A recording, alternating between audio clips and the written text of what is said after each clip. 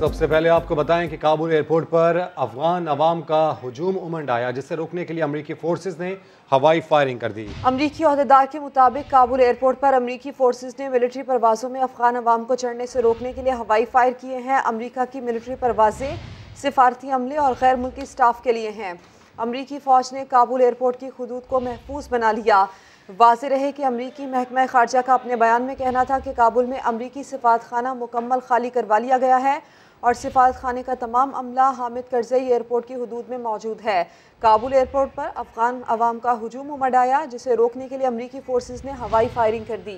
अमरीकी अहदेदार के मुताबिक काबुल एयरपोर्ट पर अमरीकी फोर्सेस ने मिलिट्री परवाज़ों में अफगान अवाम को चढ़ने से रोकने के लिए हवाई फायर किए हैं। अमरीका की मिलिट्री परवाज़ें सिफारती अमले और गैर मुल्की स्टाफ के लिए हैं। अमरीकी फ़ौज ने काबुल एयरपोर्ट की हदूद को महफूज बना लिया। वाज़े रहे कि अमरीकी महकमा ख़ारजा का बयान है जिसमें वो ये कहते हैं कि काबुल में अमरीकी सिफारत खाना मुकम्मल खाली करा लिया गया है और सिफारत खाने का तमाम अमला हामिद करज़ई एयरपोर्ट की हदूद में मौजूद है। काबुल पर कब्जे के बाद तालिबान के रहनुमा मुल्ला अब्दुल गनी बरादर का कौम के नाम पैगाम, अजीम फतह पर सबको मुबारकबाद दी। कहा, तालिबान के इम्तिहान और आजमाइश का वक्त आ गया है। हम सबको अल्लाह का शुक्र अदा करना चाहिए। ऐसा ना हो कि हमसे कोई तकब्बुर और गुरूर सरजद हो जाए। अवाम को यकीन दिलाया कि उनके जानो माल का तहफ़्फ़ुज़ यकीनी बनाया जाएगा।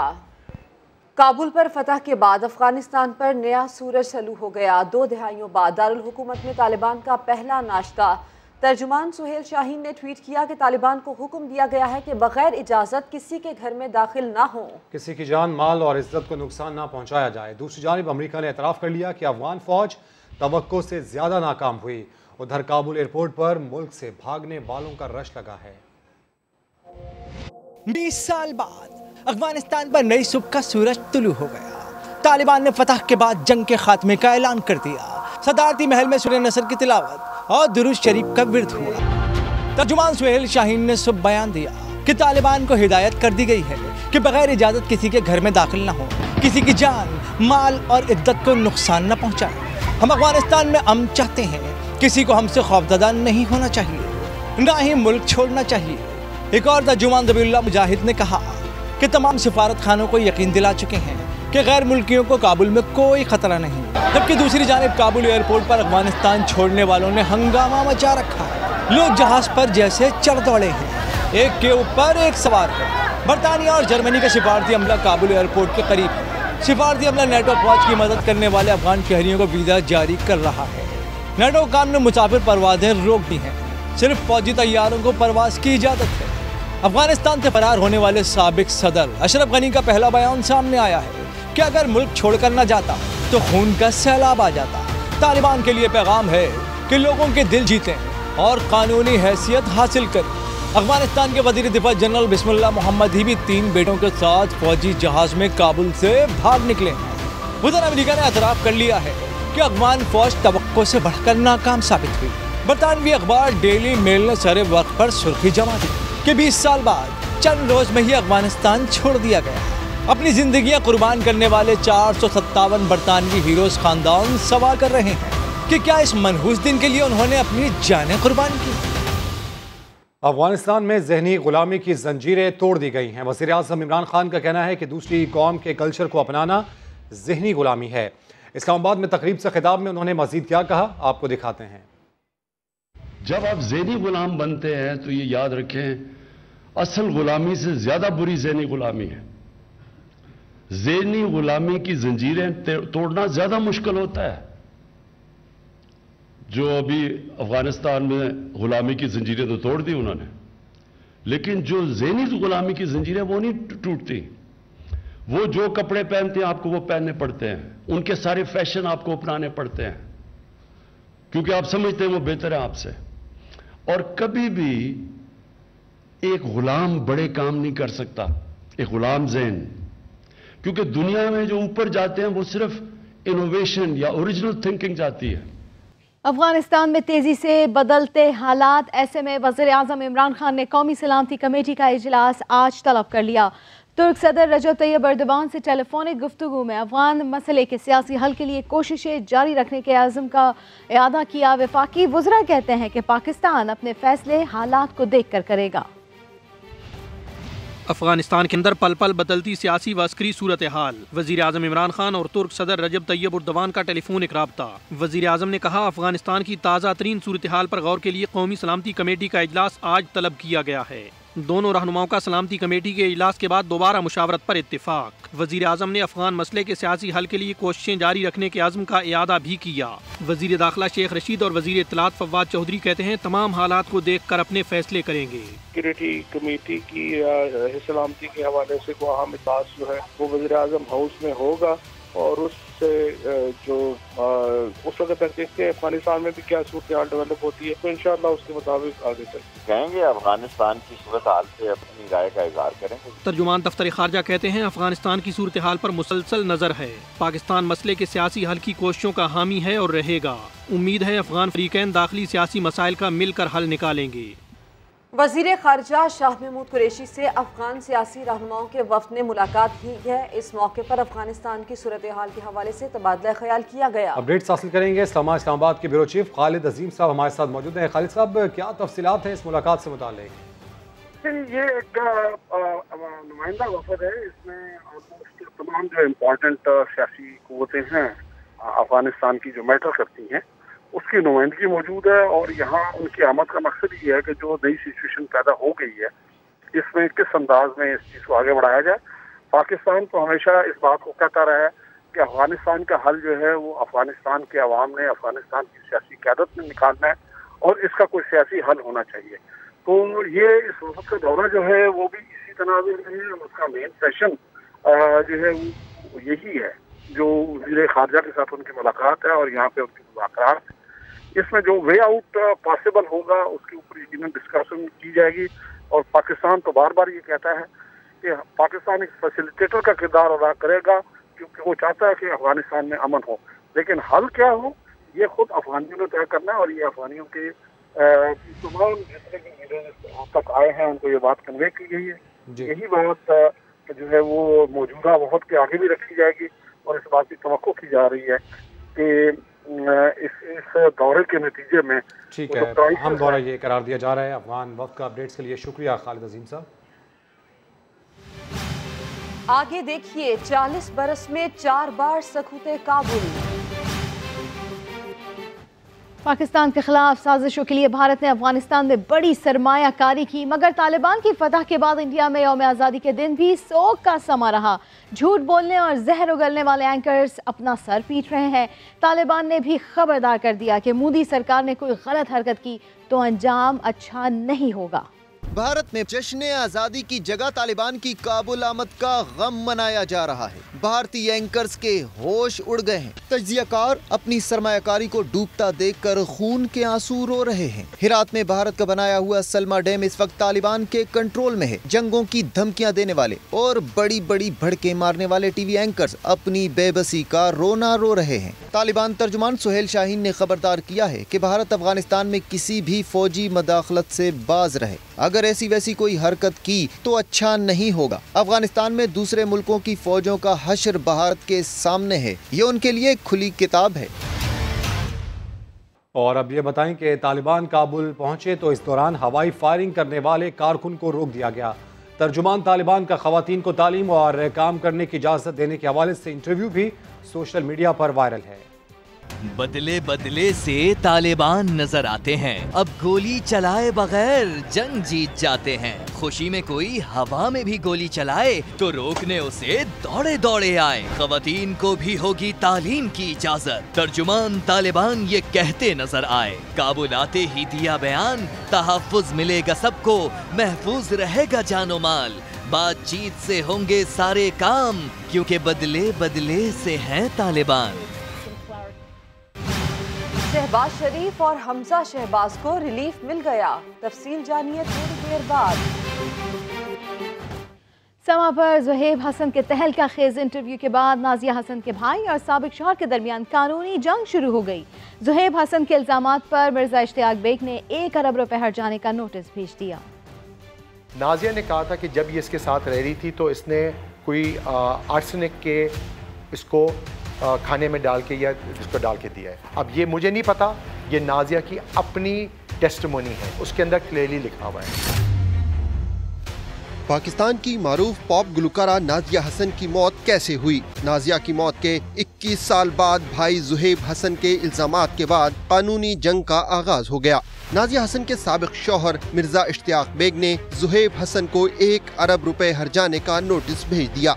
जुहेब हसन ने समा को इंटरव्यू में ये भी दावा किया था कि नाजिया ने वफात से पहले ही तलाक ले ली थी। नाजिया ने मुझे कहा था, बड़े दुख से उसने कहा जुहेब, इसने मुझे इतना दुख दिया है और मैं मरने वाली हूँ, मगर मैं मरने से पहले मैं इससे डिवोर्स करके जाऊँगी, मैं तलाक लेके जाऊँगी, बिकॉज इस आदमी ने जितना दुख और दर्द मुझे और मेरे माँ बाप को दिया है किसी बंदे ने नहीं दिया। भेजे गए नोटिस में नाजिया हसन की मौत से मुताल्लिक जुहेब हसन के इल्जामात को गुमराह कुन करार दिया गया है और कहा गया है कि नाजिया की मौत की वजह कैंसर के सिवा कुछ और नहीं थी।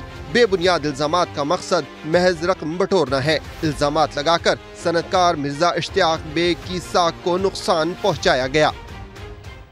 अब कोरोना की सूरत हाल आपको बताएं। कोरोना के वार थमने का नाम नहीं ले रहे। मजीद 72 मरीज दम तोड़ गए। 3669 नए केसेस रिपोर्ट हुए। मुस्बत केसेस की शरह 6.8% रही। NCOC के मुताबिक 24 घंटे के दौरान सिंध में 26, पंजाब में 25 और खैबर पख्तूनख्वा में 14 मरीज दम तोड़ गए। इस्लामाबाद में 3, बलोचिस्तान और GB में 1, आज़ाद कश्मीर में 2 अमवात हुई। मजमूई अमवात की तादाद 24,478 तक पहुँच गई। इस वक्त मुल्क में 88,588 अफराद कोरोना का शिकार हैं। 5,216 अस्पतालों में ज़ेरे इलाज हैं। सिंध के सिवा मुल्क भर में यकसा निज़ाम तालीम का निफाज। वज़ीर आज़म ने तकरीब से खिताब में कहा, इंग्लिश मीडियम तालीम का मकसद अंग्रेज़ों की सोच का फ़रोग़ था। यकसा निज़ाम तालीम का निफाज पहला कदम है। इस रास्ते में बहुत मुश्किलात आएंगी। स्टेटस को कहेंगे कि ये नामुमकिन है, सिस्टम तबाह हो गया। वज़ीर आज़म का कहना था कि 8वीं से 10वीं तक सीरतुन नबी सल्लल्लाहु अलैहि वसल्लम की तालीम दी जाएगी। आज मैं खराज तहसीन पेश करना चाहता हूँ। ये मेरा 25 साल से ये मेरी विज़न थी कि एक दिन पाकिस्तान में हमारा जो कोर्स सिलेबस होगा वो एक ही होगा सारे मुल्क के लिए। और जब से मैंने ये मेरे ज़हन में सोच थी, तब से मुझे लोग ये कहते रहे कि नामुमकिन है। और नामुमकिन इसलिए कि एक मुल्क में इंसेंटिव नहीं था इस चीज़ का। वो क्यों नहीं था? क्योंकि जो साहिब इक़्तिदार थे, जिन्होंने फैसले करने थे, उनके बच्चे उन इंस्टीट्यूशंस में पढ़ रहे थे जिधर इंग्लिश मीडियम एजुकेशन था, और इंग्लिश मीडियम एजुकेशन के लिए सारी नौकरियां थी, उनके लिए सोसाइटी में प्रिविलेजेस थी, वो एक स्टेटस सिंबल बन चुका था। सिंध हुकूमत ने विफाक के यकसा निसाब का फैसला मानने से इनकार कर दिया। सूबाई वज़ीर तालीम सरदार शाह कहते हैं सिंध का अपना टैक्स बोर्ड और निसाब कमेटी मौजूद है। तो फेडरल मिनिस्टर शफकत महमूद साहब से हमारी बात हुई थी। मैंने उस वक्त भी ये बात रखी थी, जब 2 साल पहले की मैं बात कर रहा हूँ, कि मैंने उनको कहा कि भाई हम जो साइंस के सब्जेक्ट्स हैं वो तो पूरे पाकिस्तान में एक जैसे हो सकते हैं, हम पढ़ा सकते हैं, अगर वो क्वालिटी के हैं हम समझते हैं तो हम उसको अडॉप्ट कर सकते हैं। मगर जितने हमारे आर्ट के सब्जेक्ट हैं, जैसे पाकिस्तान स्टडीज़ हम पढ़ाते हैं, इंग्लिश पढ़ाते हैं, दूसरे सब्जेक्ट पढ़ाते हैं, वो हम इलाकाई उसमें नसाब होना चाहिए। पंजाब को अपना राइट होना चाहिए, KP को अपना होना चाहिए, बलूचिस्तान को अपना हक होना चाहिए। वैसे एजुकेशन प्रोविंशियल सब्जेक्ट है, फेडरल नहीं है। नसाब खुद वो प्रोविंशियल सब्जेक्ट है। हमारे पास अपना टेक्स्ट बुक बोर्ड बना हुआ है, हमारा अपना करिकुलम काउंसिल बनी हुई है। और कराची के साहिल पर फंसे जहाज़ को निकालने के ऑपरेशन में रुकावट। ज़राए के मुताबिक जहाज़ रेस्क्यू ऑपरेशन के लिए दुबई से आई हार्मोनी टग बोट भी ख़राब हो गई है। जहाज़ को निकालने का ऑपरेशन 6 रोज़ के लिए मुलतवी कर दिया गया। रेस्क्यू ज़राए के मुताबिक साहिल पर फंसे बहरी जहाज़ को निकालने के लिए मतलूबा हाई टाइड अब 20 अगस्त के बाद मुयस्सर होंगी, इसलिए रेस्क्यू ऑपरेशन 6 रोज़ के लिए मुलतवी कर दिया गया है। पहले फंसी हुई क्रेन बरदार कश्ती को निकाला जाएगा। 21 अगस्त से जहाज़ को निकालने का ऑपरेशन दोबारा शुरू होगा। अहम खबर आपको दें, काबुल एयरपोर्ट के टर्मिनल पर शहरियों का रश। अमरीकी फ़ौज ने हुजूम को मुंतशिर करने के लिए फायरिंग की। मगरबी मीडिया के मुताबिक अब तक 5 अफराद के हलाक होने की इतलात हैं। काबुल एयरपोर्ट पर अफगान अवाम का हुजूम उमड़ आया, जिसे रोकने के लिए अमरीकी फोर्सेस ने हवाई फायरिंग कर दी है, जिसके नतीजे में ये खबरें सामने आ रही हैं कि 5 अफराद हलाक हुए हैं। जबकि अमरीकी अहदेदार के मुताबिक काबुल एयरपोर्ट पर अमरीकी फोर्सेस ने मिलिट्री परवाज़ों में अफगान अवाम को चढ़ने से रोकने के लिए हवाई फायर किए। तो काबुल एयरपोर्ट के ये मनाजिर हैं अब से कुछ देर पहले की, और अब जो इतलात सामने आ रही हैं उसके मुताबिक मगरबी मीडिया का ये दावा है कि अब तक 5 अफराद इस फायरिंग के नतीजे में हलाक हुए हैं। काबुल एयरपोर्ट के टर्मिनल पर शहरियों का रश था और अमरीकी फ़ौज ने हजूम को मुंतशिर करने के लिए ये हवाई फायरिंग की थी, जिससे अब तक 5 अफराद के हलाक होने की इतलात सामने आ चुकी हैं। काबुल एयरपोर्ट जहाँ पर शहरियों की एक बहुत बड़ी तादाद पहुँची थी, यहाँ पर शहरियों का रश था, और ऐसे में अमरीकी फ़ौज जो यहाँ पर इस वक्त मौजूद है उसने हजूम को मुंतशिर करने के लिए, उसे कंट्रोल करने के लिए फायरिंग की, जिसमें अब तक 5 अफराद के हलाक होने की इतलात हैं। आगे बढ़ते हुए आपको पता है कि कराची के इलाके मलीर मेमन गोट के घर में फायरिंग, बाप बेटी जान से गए। वाक़े से पहले की CCTV फुटेज भी सामने आ गई। इसी पर बात कर लेते हैं समा के नुमाइंदे शाहनवाज अली कादरी से। शाहनवाज, बताइएगा इस बारे में।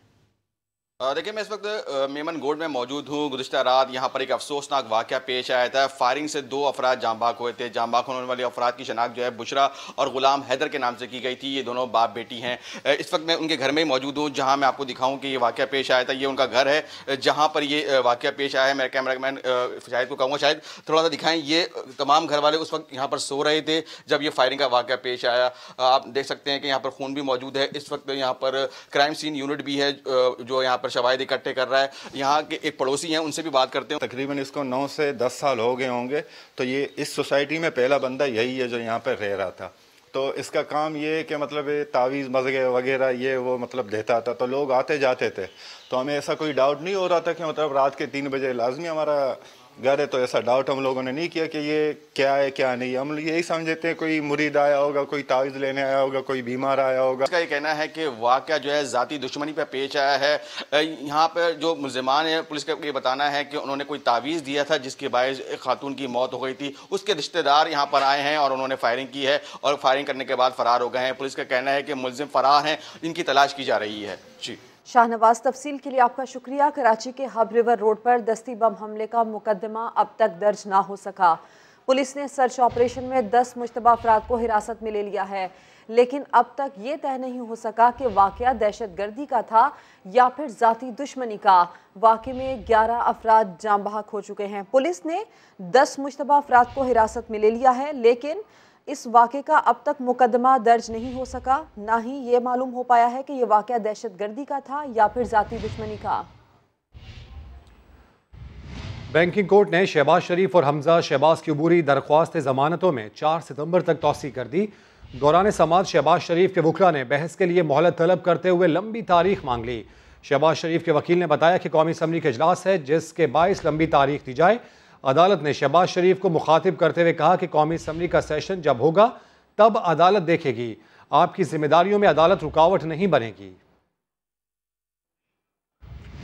मुस्तकबिल में आप वजीर आज़म बनना चाहते हैं या फिर वजीर आला पंजाब? समा के सवाल पर गवर्नर पंजाब चौधरी मोहम्मद सरवर चंद सेकंड्स के लिए सोच में पड़ गए, फिर दिया एक दिलचस्प जवाब। आपको दिखा देते हैं।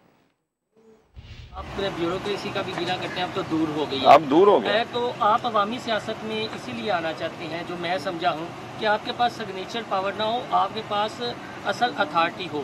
तो इन फ्यूचर आप CM बनने की ख्वाहिशमंद हैं या PM?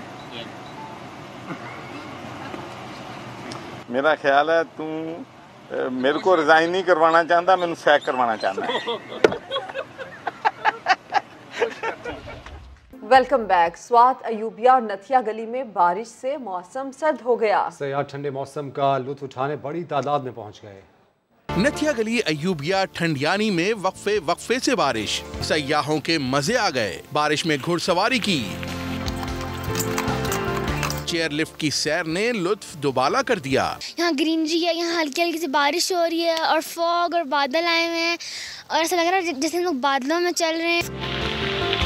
गलियार डेवलपमेंट अथॉरिटी के मुताबिक लैंड स्लाइडिंग के खतरात हैं, सयाह एहतियात करें।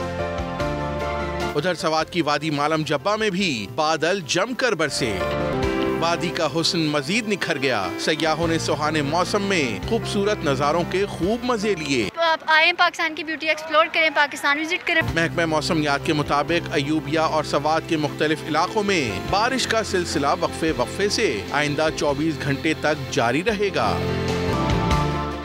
ब्रेक के बाद हाजिर होंगे हेडलाइंस के साथ। आप देखते रहिए समा।